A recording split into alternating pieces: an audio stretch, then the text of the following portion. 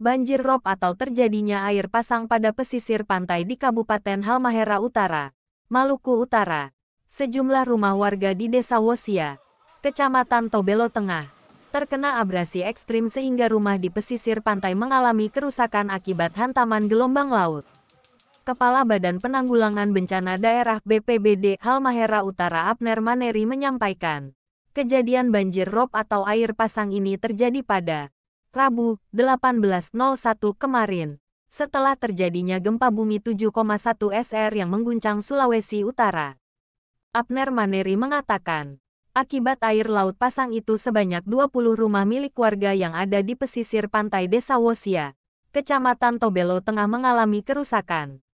Sementara warga yang rumahnya terkena bencana air pasang itu mereka telah diungsikan ke tempat yang aman oleh pemerintah daerah Halmahera Utara. Sebanyak 22 kepala keluarga KK, dengan jumlah 80 jiwa. Ia juga menjelaskan, saat ini petugas Badan Penanggulangan Bencana Daerah BPBD Kabupaten Halmahera Utara, TNI Polri dan masyarakat bergotong royong membuat penahan ombak dengan membuat talut penahan ombak dari pasir yang diisi ke dalam karung untuk menahan ombak jika kembali terjadi air pasang.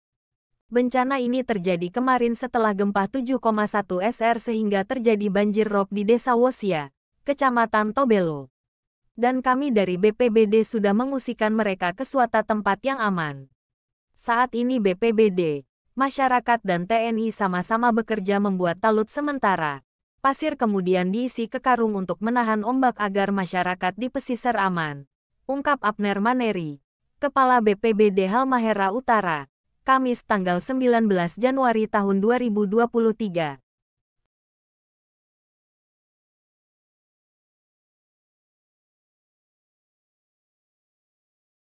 Kejadian bencana yang mana bencana ini terjadi kemarin setelah terjadi gempa bumi dengan skala 7,1. Di dampak dari gempa ini maka terjadi banjir rob yang terjadi di Desa Wosia, Kecamatan Tobelo Tengah. Dan kami dari Badan Penanggulangan Bencana telah mengungsikan mereka ke satu tempat yang mana tempat itu aman bagi mereka, yaitu pasar higienis punya provinsi yang ada di Perikanan, dan saat ini mereka masih berada di tempat tersebut. Dan kini saya lagi berada di tempat ini bersama masyarakat dan TNI. Kami sama-sama bekerja untuk membuat talut sementara yang terbuat yang dari karung dan pasir. Kiranya ini dapat membantu masyarakat yang ada di tempat ini. Dan untuk diketahui bahwa masyarakat yang terdampak yaitu kurang lebih 22 KK dan 20 rumah dengan jumlah jiwa kurang lebih 80 jiwa. Dan sementara kami masih bersama-sama dengan masyarakat tempat ini untuk bisa membuat talut untuk penahan sementara. Dan tidak ada korban jiwa. Sementara belum ada. Rumah rusak berat 1, rusak sedang 4, dan yang lain rusak sedang. Sementara itu petugas Prakirawan Badan Meteorologi Klimatologi dan Geofisikan BMKG kelas 1 Babula Ternate, Setiawan menjelaskan, bencana air pasang di Halmahera Utara itu dikarenakan saat ini wilayah Maluku Utara memasuki fase bulan baru.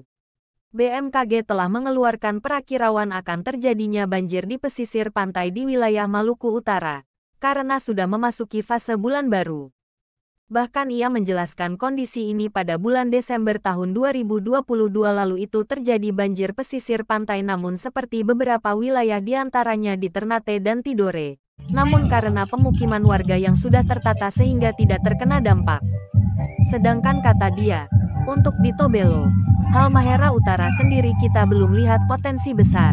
Kalau masyarakat yang terkena dampak harus ada penataan ulang terhadap pemukiman masyarakat di bibir pantai.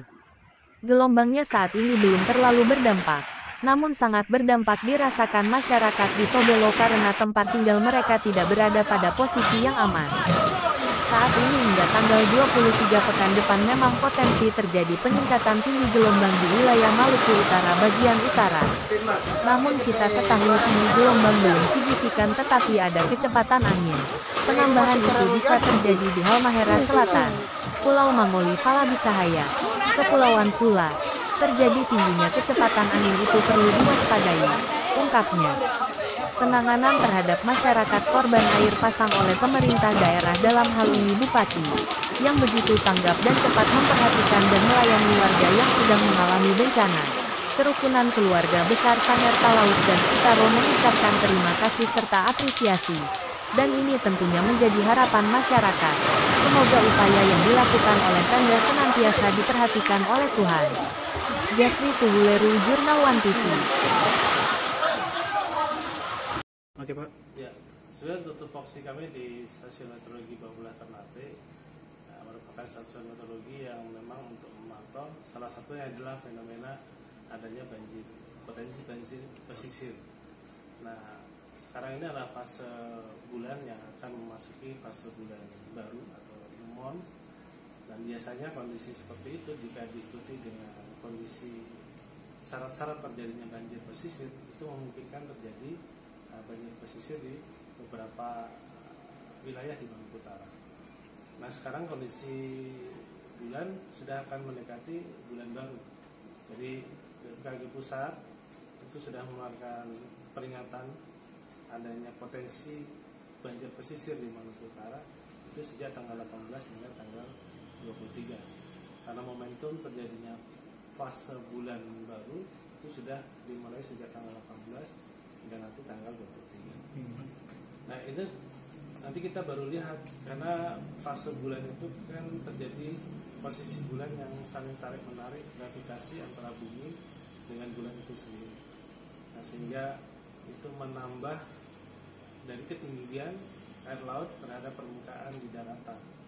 Nah, kalau itu disertai dengan adanya kondisi angin yang cukup kuat seperti sekarang ini kejadian di Maluku Utara, angin dari arah utara yaitu kekuatan angin monsun Asia, kemudian tinggi gelombang menguat, kemudian arah kecepatan angin juga menuju ke wilayah daratan dengan kecepatan tinggi, kemudian pasang juga cukup tinggi memungkinkan karena kondisi bulan mati nilai bisa menjadikan beberapa wilayah di Maluku Utara terjadi banjir pesisir. Nah, salah satunya wilayah yang perlu diwaspadai ya seperti di Morotai bagian utara, kemudian wilayah daerah utara seperti di wilayah Tobelo ya. Hari ini ada kejadian sore hari terjadinya banjir pesisir. Namun juga perlu diketahui juga bahwa bisa jadi BMKG tidak memberikan informasi di wilayah-wilayah tertentu karena dilihat secara dampak wilayah tersebut tidak memungkinkan terjadi banjir pesisir secara normal. Namun sekarang karena aktivitas manusia kemudian menempatkan posisi pemukiman yang sebetulnya harus memperhatikan kondisi lingkungan sekitarnya, harus berapa jauh dari garis pandan pantai.